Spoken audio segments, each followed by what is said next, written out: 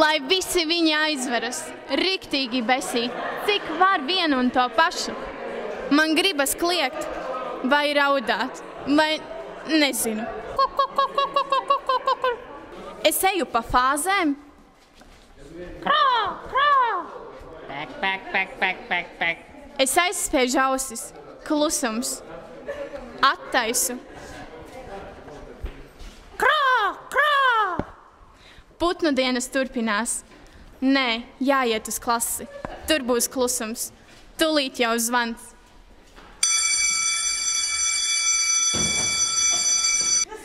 Sākas matemātika. Kapitāli. Kalniņa dūdo kā balodis. Dobji, īsi un sulīgi. Staigā un dūdo jauno vielu. Nu, protams, kā vienmēr, Klārai nepielec. Viņai atkal jautājumi kā strazdam.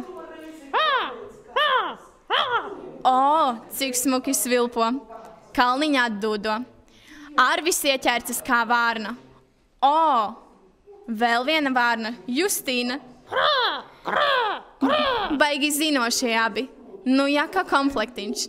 Kalniņa nodūdo. Arvītis jau nevar saturēt sevi pilnību. Jo garāks kāds, jo lielāks cirdis. Jāpamet klasē asprātība. Nu jau tas ir kā pāvam, kliedziens. Un Justīna kā čivina ar Sandru, kā zvirbulītis. Diskusija iet pilnā sparā. Zvirbuļi, Arvītis pāvojas, Enija ar agru kapitālākās zosis. Kalniņa vairs nedūdo, pārvēršas par vistu un sabožas. Tikai Māris, kā vanags bez skaņas, acis izbolījis, knābi ieplatis klusi, bet ārkārtīgi precīzi groza galvu.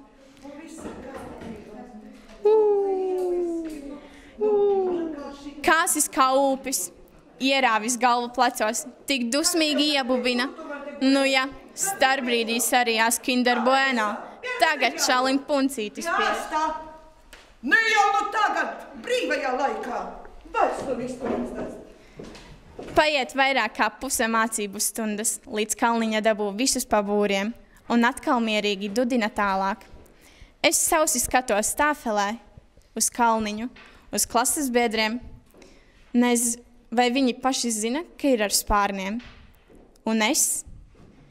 Kas tad es? Ko tad es?